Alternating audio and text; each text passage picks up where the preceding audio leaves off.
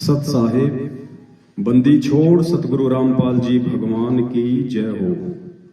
परमपिता परमात्मा सारी सृष्टि के रचनहार, कुल मालिक, असंख्य ब्रह्मांडों के स्वामी, तीनों लोकों में प्रवेश करके सबका भरण पोषण करने वाले जगत गुरु संत शिरोमणि सतगुरु रामपाल जी परमेश्वर जी के चरण कमल में किशनगढ़ से हम सभी सत्सेवक भाई बहनों का कोटि कोटि दंडवत प्रणाम।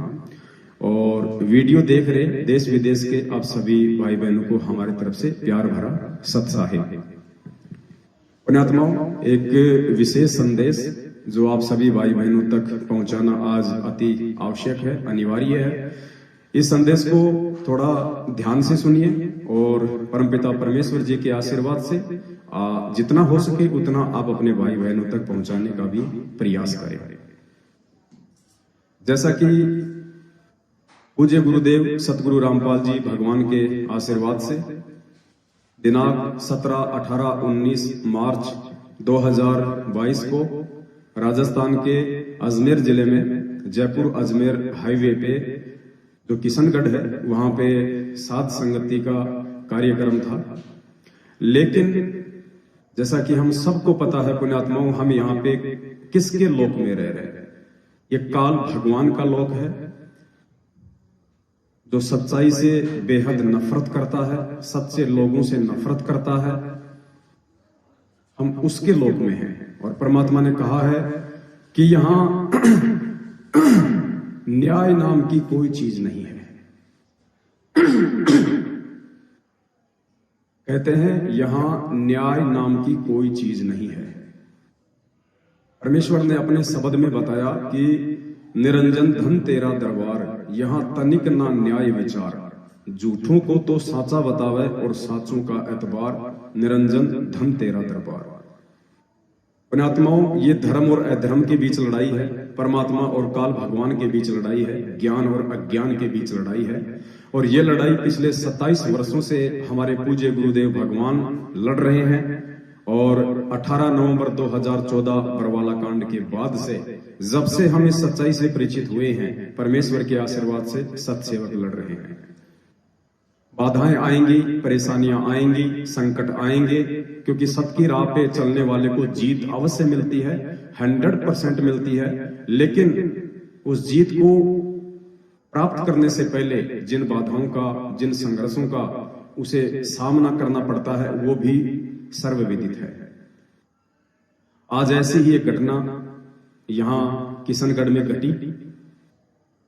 जैसा कि आप सब जानते हैं, इस पृथ्वी पे वर्तमान में धर्म का सबसे बड़ा विरोधी, अज्ञान की सबसे बड़ी मूर्ति यदि कोई है तो सतलोक आश्रम मैनेजमेंट हरियाणा है। हर संभव इन लोगों का प्रयास यही रहता है कि यह धर्म की बेल जो परमेश्वर ने 1994 से बीज रूप में हम सत्सेवकों के अपने उस परमेश्वर ने अपने भक्तों के हृदय में डाली थी, वो ना फले, ना फूले, वो ना बढ़े। हर संभव 2014 से ये लोग प्रयास कर रहे हैं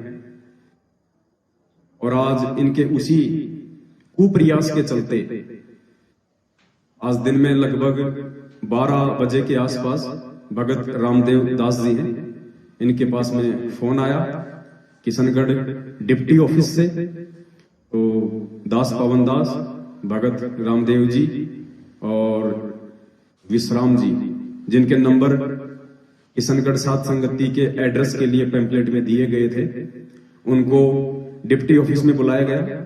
हम तीनों भाई दोपहर को डिप्टी ऑफिस में गए। वहां जाके हमने देखा कि डिप्टी ऑफिस के बाहर राजस्थान के स्टेट कोऑर्डिनेटर प्रकाश माड़ी, उनका सहयोगी बजरंग, हनुमानगढ़ टीबी से पवन और शंकर दास जी जो यहाँ अजमेर के नामदान संचालक हैं, और भी 5-10 व्यक्ति बैठे हुए थे। तो उनको देखते ही माजरा हम समझ गए कि हमें यहाँ पे क्यों बुलाया गया है। हमने गुरुदेव की शिक्षा पे चलते हुए, साधुता का परिचय देते हुए राजस्थान के स्टेट कोऑर्डिनेटर को हमने झुक के सत्साहिब किया, लेकिन उन्होंने कोई रिप्लाई नहीं दिया, उल्टा मुंह फेर लिया, कोई बात नहीं। और जो भगत बैठे हुए थे हमने उनको भी सत्साहिब किया, परमेश्वर के वचनों पे चलते हुए झुक के प्रणाम किया। उन्होंने कहा कि आप लोग भगत नहीं हैं। हमने कहा जी कोई बात नहीं है, हम अंदर चले गए। अंदर जाने के बाद हमारे को डिप्टी साहब के सामने पेश किया गया। हमारे से पहले वहां पे एक वकील बैठे हुए थे जिनको सतलोक आश्रम मैनेजमेंट हरियाणा सात संगति का कार्यक्रम रुकवाने के लिए लेके आया था। साथ में हनुमानगढ़ से जो पवन है वो बैठा हुआ था और राजस्थान के जोधपुर से लक्ष्मण दास के नाम से आप जिसे जानते हैं एलडी, जो वर्तमान में जयपुर नामदान केंद्र पे बैठता है, ये लोग बैठे हुए थे वकील के साथ में। तो डिप्टी साहब ने हमारे से कहा कि आप यहाँ कोई सत्संग वगैरह का कार्यक्रम करवा रहे हैं। हमने कहा जी हाँ, हम सत्संग का कार्यक्रम करवा रहे हैं। तो उन्होंने कहा कि आपके खिलाफ हिसार की जेल से एक लेटर आया है, आपके गुरुदेव का बताया जा रहा है, जिसमें ये कहा गया है कि ये लोग मेरे नाम और मेरी फोटो का प्रयोग ना करें और मेरे नाम से यदि ये कोई सत्संग करते हैं तो इनके ऊपर कानूनी कार्यवाही हो। तो हमने कहा कि साहब इसकी क्या प्रमाणिकता है कि ये लेटर हमारे गुरुदेव का है, हम क्यों माने इस बात को। तो उन्होंने कहा कि इसकी मैं जांच करवाऊंगा और जब तक मैं इसकी जांच नहीं करवा लेता हूं तब तक आप यहाँ पे कोई भी कार्यक्रम उनके नाम से नहीं कर सकते। तो पुण्यात्माओं, ये तो हुई एक कानूनी बात। और उसके बाद हम डिप्टी साहब के सामने कुछ नहीं बोल सकते थे क्योंकि कानून के दायरे में हमें भी रहना है। परमेश्वर ने हमें जो शिक्षा दी है हम उनका विरोध नहीं कर सकते। हमने उनको सहमति दे दी। बाकी फिर थोड़ी बहुत बात हुई जिसमें रामदेव भगत जी खड़े हुए और बड़े प्यार से उन्होंने डिप्टी साहब से आग्रह किया कि डिप्टी साहब, हम यहाँ पे एक धर्म का काम कर रहे हैं, हम भी उसी गुरु के शिष्य हैं जिस गुरु के ये आपके सामने बैठे हुए महानुभाव हैं। उनके सामने ही कहा भगत जी ने कि डिप्टी साहब, ये लोग वही लोग हैं जिनकी वजह से आज हमारे गुरुदेव जेल में हैं और ये लोग अच्छे लोग नहीं हैं जो यहाँ पे होने जा रहे हैं इस धर्म के काम में व्यवधान डालने के लिए आ गए। दास का नंबर आया। दास ने भी बड़ी विनम्रता से डिप्टी साहब से कहा कि साहब, जब से हमारे गुरुदेव जेल गए हैं 2014 बरवाला कांड के बाद, उसके बाद से उनका एक भाई है महेंद्र उर्फ मोहनलाल जो वांटेड है, भगोड़ा घोषित है। सीधे शब्दों में कहा, हम जो कहेंगे वही आपको बताएंगे, इसके सिवा एक शब्द भी इधर उधर का नहीं बोलेंगे। तो दास ने कहा कि इनका एक भाई है हमारे गुरुदेव का जिसका नाम महेंद्र है, उसने अपना नाम मोहनलाल रखा हुआ है पुलिस प्रशासन के भय से, और जो 2014 से वांटेड है देशद्रोह के मुकदमे में, मर्डर के मुकदमे में भगोड़ा घोषित है। हमारे गुरुदेव का एक लड़का है वो भी भगोड़ा घोषित है, हमारे गुरुदेव का दामाद है वो भी भगोड़ा घोषित है। और उन भगोड़ों के पीछे ये जो आपके सामने बैठे हुए हैं ये लोग संगत को गुमराह कर रहे हैं और हम लोग उसी संगत को जागरूक कर रहे हैं। और डिप्टी साहब, हमें पता है इन सब बातों का कि यहाँ क्या होना था क्या नहीं होना था। तो डिप्टी साहब ने कहा कि क्या होना था क्या नहीं होना था। हमने कहा साहब यही होना था जो आपके सामने हो रहा है, कार्यक्रम को रुकवाना। उसके बाद हम वहां से वापस आ जाते हैं। डिप्टी साहब ने कहा कि जब तक मैं कार्रवाई पूरी नहीं कर लेता तब तक आप किसी भी प्रकार का ये कार्यक्रम उनके नाम से नहीं करेंगे। हालांकि डिप्टी साहब का कहना ये उचित नहीं था। उचित क्यों नहीं था? क्योंकि संत रामपाल जी का मुकदमा हरियाणा में चल रहा है, उनके ऊपर देशद्रोह का मुकदमा है और संत रामपाल जी का स्पेशल लेटर यदि किशनगढ़ के डिप्टी साहब के नाम आता कि किशनगढ़ में ऐसे ऐसे मेरे नाम से कोई सात संगति हो रही है और वहां नहीं होनी चाहिए, तो ये बात उनकी जायज थी। बाकी डिप्टी साहब को वैसे इस विषय से कोई लेना देना नहीं था। लेकिन जो भी ये काल भगवान का लोग है, परमात्मा ने हमें अच्छे से समझा रखा है, आप समझ सकते हैं। यहाँ हमने उनका सम्मान किया डिप्टी साहब का, और डिप्टी साहब के सामने जो हकीकत थी सतलोक आश्रम मैनेजमेंट हरियाणा के उन अज्ञानी महापुरुषों के सामने हमने बयां कर दी। उन लोगों के मुख से उफ तक नहीं निकला, नीची गर्दन करके वो बैठे रहे जब तक हम बोलते रहे। और उसके बाद हम वहां से निकल के आ गए, पीछे से वो भी चले गए। हमें दोबारा डिप्टी साहब ने फोन करके बुलाया अपने स्टाफ के माध्यम से, हम फिर गए। फिर डिप्टी साहब ने हमारे को कहा कि आप यदि प्रोग्राम करना चाहो तो आपको एसडीएम से परमिशन लेनी पड़ेगी। उसके बाद शाम को एसपी ऑफिस से और यहाँ का जो थाना है किशनगढ़ का गांधीनगर, वहां से बीट अधिकारी का फोन आता है रामदेव भगत जी के पास में। उनको ऊपर से आदेश थे कि जहां पे सात संगति होनी है उसकी लोकेशन चेक करो, क्या व्यवस्था है क्या नहीं है। बीट अधिकारी के साथ में रामदेव भगत जी की भक्तमती चिंतादासी दोनों गए, उनको दिखाया, सारी रिपोर्ट दे दी। एसपी ऑफिस से फोन आया, वहां भी रामदेव भगत जी ने जो स्थिति थी वास्तविक उनको बयां कर दी, बरवाला कांड से लेके आज तक की। तो पुण्यात्माओं, कुल मिला के जो घटना यहाँ जो घटी है, आप समझ सकते हैं कि काल भगवान इस धर्म के काम को ना होने देने के लिए किस प्रकार से हाथ पैर मार रहा है, कितना वो प्रयासरत है। और हम उस परमेश्वर के बच्चे हैं जो ना कभी कानून तोड़ता है, ना कभी कानून तोड़ने की बात अपने बच्चों को सिखाता है। खुद गुरुदेव ने कहा है कि जब वो परमात्मा इस पृथ्वी पे आता है तो एक नेक नागरिक की भूमिका निभाता है। तो कोई दिक्कत नहीं पुण्यात्माओं, आप सब सच्चाई से वाकिफ हैं और परमेश्वर ने हमें अच्छी तरह से अपने सत्संगों में भगत और राक्षस के विषय में बता रखा है कि राक्षसों के कोई अलग से सींग नहीं हुआ करते, राक्षसों के अलग से कोई दांत बाहर नहीं निकले होते हैं, जैसा कि हम लोग टीवी सीरियल में देखते हैं। ये और बात है कि पहले के युगों में लोग अपनी मायावी शक्तियों से इस प्रकार का सवाल कर लिया करते थे, क्योंकि परमात्मा ने बताया कि भक्ति में सिद्धि ऐसी चीज होती है, उससे आप अपने सिर में सींग भी लगा सकते हो, आप अपने मुंह में दांत भी निकाल सकते हो बड़े बड़े, आप अपने शरीर पे पूंछ भी लगा सकते हो, आप नीचे इंसान और ऊपर जानवर का सिर भी लगा सकते हो। ये एक आध्यात्मिक विषय है, लेकिन परमात्मा ने एक सत्संग के माध्यम से हमें बहुत अच्छे से समझाया है कि इस पृथ्वी पे राक्षस कौन है और मेरे भगत कौन है। गुरुदेव ने जिंद के सत्संग में कहा कि ये राक्षस क्यों बने। गुरुदेव ने कहा कि पहले एक ही गुरु के शिष्य थे ये ऋषि मुनि और राक्षस, जो आगे चल के राक्षस कहलाए। क्यों? क्योंकि एक ही गुरु के शिष्य थे, जो अच्छी आत्मा थी, वो मर्यादा में रही, वो अपने धार्मिक यज्ञ अनुष्ठान करती रही, अपने गुरु के वचनों में चलती रही। लेकिन कुछ व्यक्ति अपने गुरु को वचन को तोड़ते रहे, साथ में वो भक्ति भी करते रहे और मांस, शराब और अन्य जो कुकर्म थे वो भी वो करते रहे।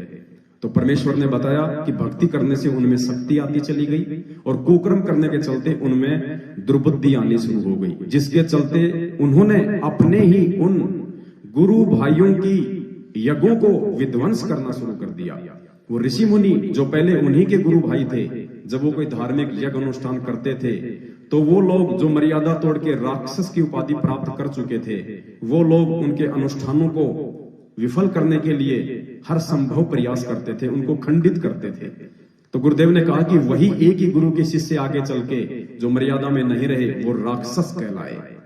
तो पुण्यात्माओं, आज इस पृथ्वी पे आप और हम सत्सेवक, वो ऋषि मुनि हैं, वो साधु हैं, और ये सतलोक आश्रम मैनेजमेंट हरियाणा ये सारी मर्यादा तोड़ के आज ये लोग हम सत्सेवकों के धार्मिक अनुष्ठानों को विफल करने का जो कुप्रयास कर रहे हैं, जिसके चलते आज ये राक्षस की भूमिका में है। हमें अध्यात्म से ही डिफाइन करना पड़ेगा कि हम किस पदवी पे हैं, और हमारे ही गुरु भाई मैनेजमेंट वाले, गुरु जी के परिवार वाले जो आज मर्यादाओं को तोड़ के, गुरु वचन को तोड़ के राक्षस की भूमिका निभा रहे हैं। आपको और अच्छे से ये सत्संग सुनने के बाद में समझ में आएगा कि वास्तव में आप और हम किस भूमिका में हैं, और गुरुदेव का जो कलियुगी परिवार है, आपके जितने भी कोऑर्डिनेटर हैं, नामदान संचालक हैं, ये लोग आज कौन सी भूमिका निभा रहे हैं।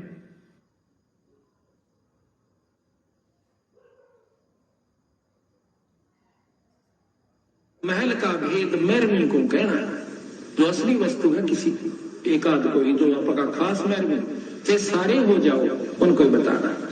महल का भेद मैरमी को कहना, ये जग जान ठगा ठग है। ये राक्षस क्यों बने थे?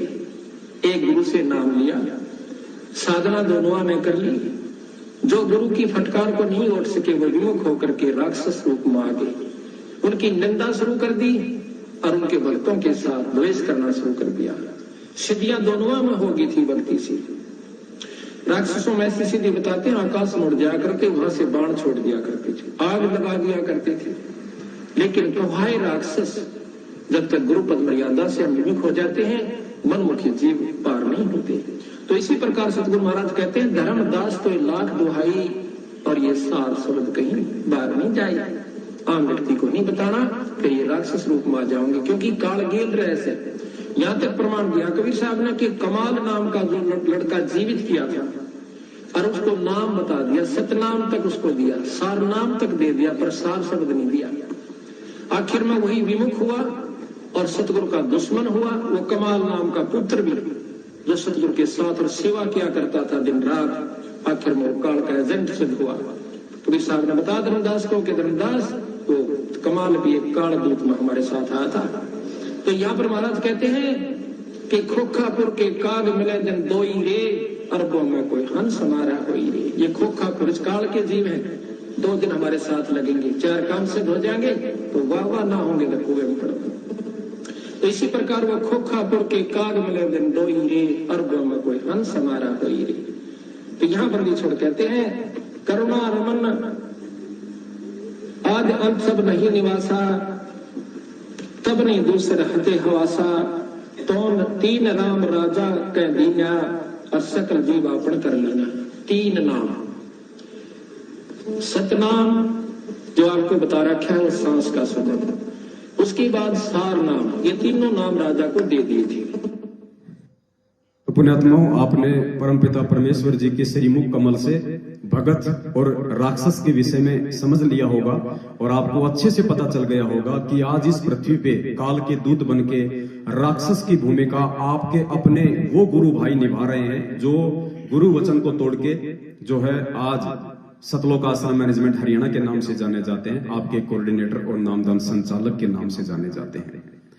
एक समय परमात्मा ने बताया कि विश्वामित्र जी एक यज्ञ कर रहे थे और जब वो यज्ञ सफल होने को आई तो राक्षस लोग उस यज्ञ को विफल करने के लिए उसमें व्यवधान डालने लगे। बाकी के जो ऋषि मुनि थे उन्होंने कहा कि विश्वामित्र जी, आपके पास तो बहुत बड़ी बड़ी सिद्धियां हैं, आप इनको भस्म क्यों नहीं कर देते, इन राक्षसों को आप इनको मार क्यों नहीं देते। तो विश्वामित्र ने कहा कि नहीं भाई, मेरे पास में सिद्धि है, मेरे पास में सब कुछ है, लेकिन जो यज्ञ हम यज्ञ कर रहे हैं इस यज्ञ के कुछ नियम हैं और इस यज्ञ के नियमों के अनुसार हम इनको किसी भी प्रकार की कोई चोट नहीं पहुंचा सकते हैं। तो पुण्यात्माओं, आज वो विश्वामित्र जी वाली जो स्थिति है गुरु वचन में बंधे होने के कारण हम सत्सेवकों की हो रही है। हम अपने गुरुदेव की मर्यादा किसी भी सूरत में नहीं तोड़ सकते, चाहे हमारा शीश जाए, चाहे हमारे को देश निकाला दिया जाए। हमारे लिए सबसे सर्वप्रथम चीज है गुरु मर्यादा, गुरु वचन, गुरु जी के नियम, गुरु जी के उपदेश। उनको तोड़ के हम अपने गुरु जी के जो है नजरों में नीचे नहीं गिरना चाहते। पुण्यात्माओं, आप समझ गए होंगे कि जो किशनगढ़ में सात संगति होने वाली थी, अब वो सात संगति नहीं हो पाएगी। हम ये तो नहीं कह सकते कि हम मजबूर हैं, लेकिन हम गुरु मर्यादाओं में चलने, हम गुरु मर्यादाओं में होने के चलते हम किसी भी प्रकार की ऐसी किसी भी घटना को अंजाम नहीं देना चाहते जिसके चलते इन राक्षसों की बदौलत हमारे पूज्य गुरुदेव भगवान के नाम पे आ जाए। और परमात्मा ने एक सत्संग में कहा, और उस सत्संग को आज सतलोक आश्रम मैनेजमेंट हरियाणा ने डिप्टी ऑफिस में साबित कर दिया। परमात्मा ने एक सत्संग में कहा था कि राम नाम का सिक्का मेटे वो डूबेंगे अभिमानी। जैसे हिरण्यकश्यप था, वो राम नाम का सिक्का मिटा रहा था कि नहीं, कोई विष्णु भगवान नहीं है, मैं ही भगवान हूं, मेरी ही भक्ति करो। आज वो हिरण्यकश्यप की भूमिका, उस राक्षस की भूमिका गुरुदेव का कलयुगी परिवार निभा रहा है।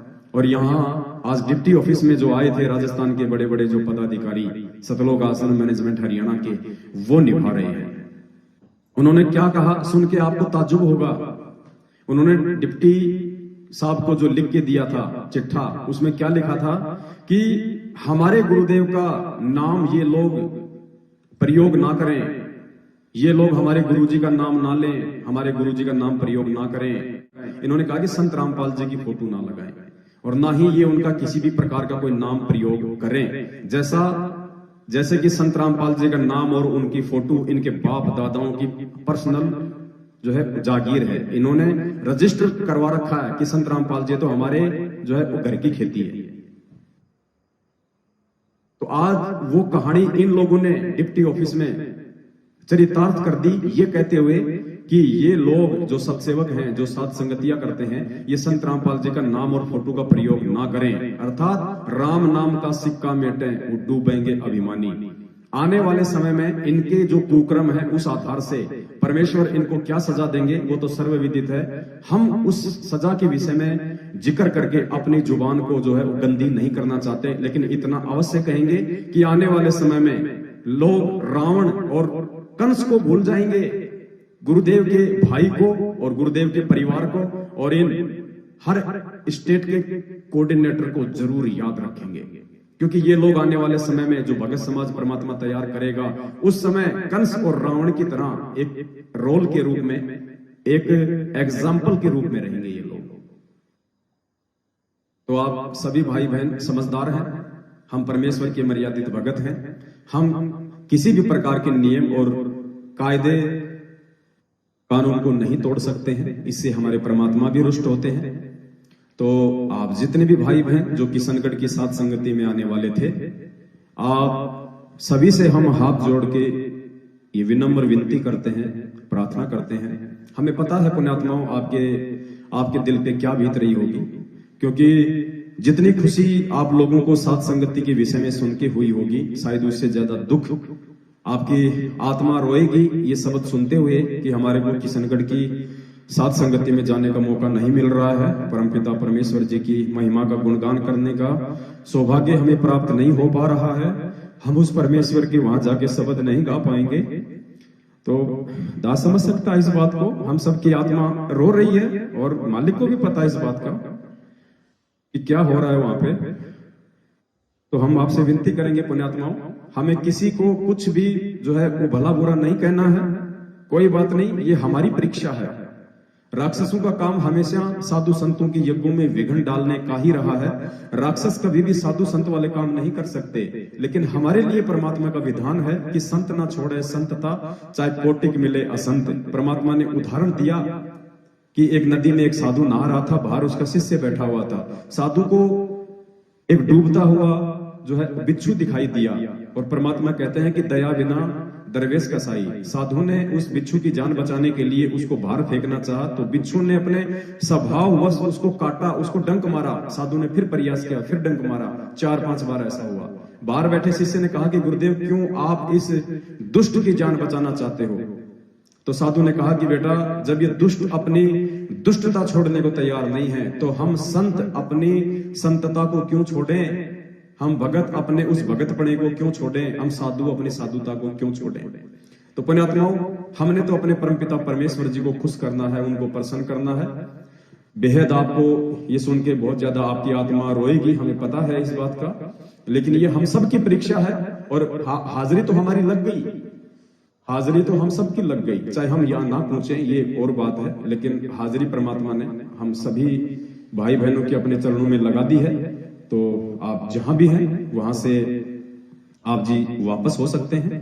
और जो भाई अभी अपने घरों से साथ संगति के लिए नहीं चले हैं, उनसे भी हाथ जोड़ के प्रार्थना है कि आप जी अपने घर पे ही परमपिता परमेश्वर जी को भोग लगाएं और मालिक के वहीं पे जो है गुणगान करें, क्योंकि आने वाला समय तो पुण्यात्मा आप और हमारा ही है। पूरे विश्व में भक्तों का डंका बजेगा, पूरे विश्व में साधुता का जो है वो परचम लहराएगा।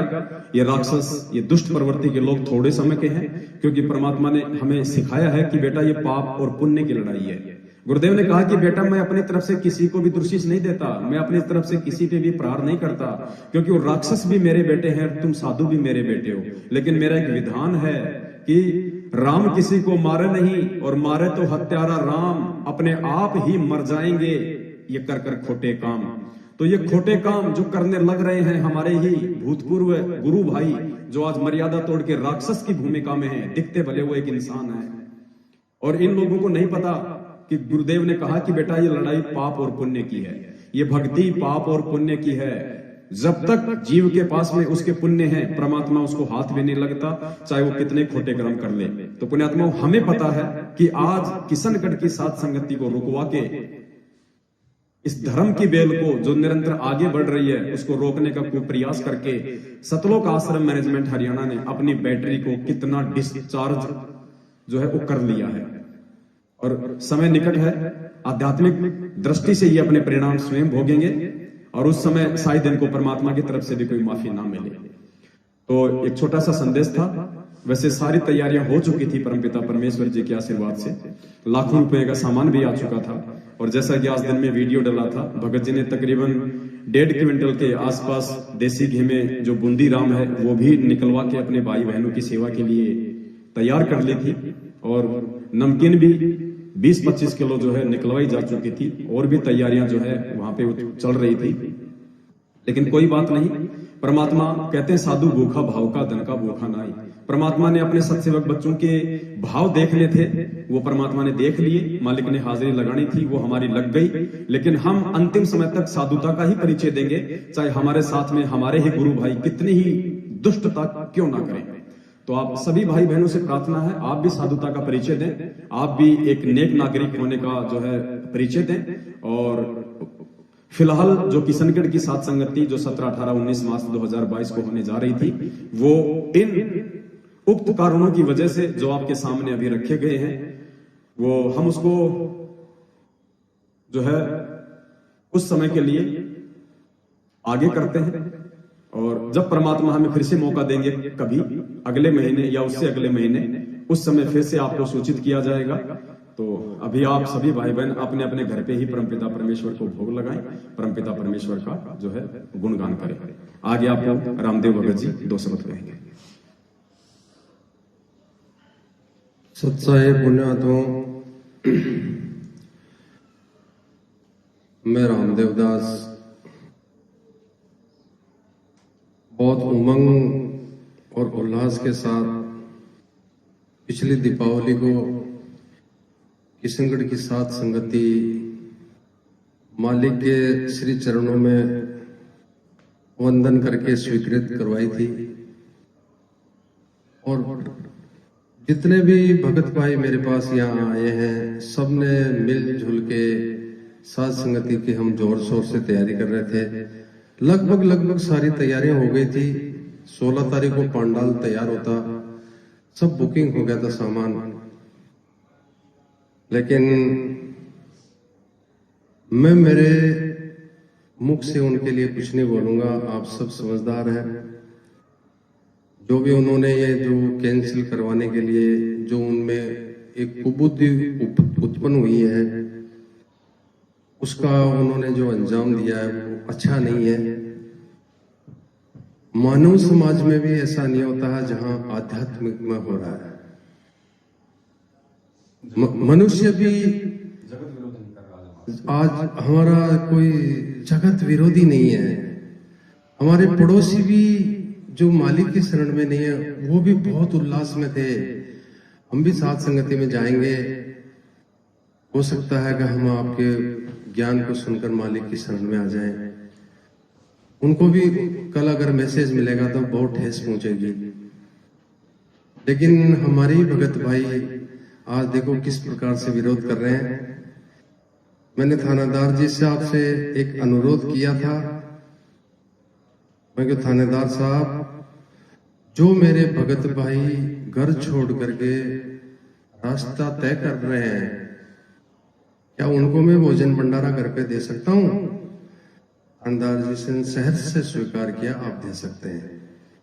इसलिए पुण्यात्माओं, जो भगत भाई अपने घर से चल दिए हैं, सहज किशनगढ़ पहुंच करके मेरे से कांटेक्ट करें और मेरे घर पे आपको मालिक के श्री चरणों में आपको सब कुछ मिलेगा। एक आपके भाई से प्यार मिलेगा। पुण्यात्माओं, जो भी भगत भाई रास्ते में चल रहे हैं, वो 10, 20, 30 जितने भी भगत भाई हैं वो यहाँ आए और एक बार मालिक का भोग प्रसाद अवश्य जरूर लेवें। इसके लिए मैंने थानेदार साहब से अनुमति ली है। और जो भगत भाई अपना घर नहीं छोड़े हैं, वो प्लीज अगले आदेश तक कहीं भी साथ संगति होगी, कानूनी तरीके से करेंगे, सोच समझ के करेंगे।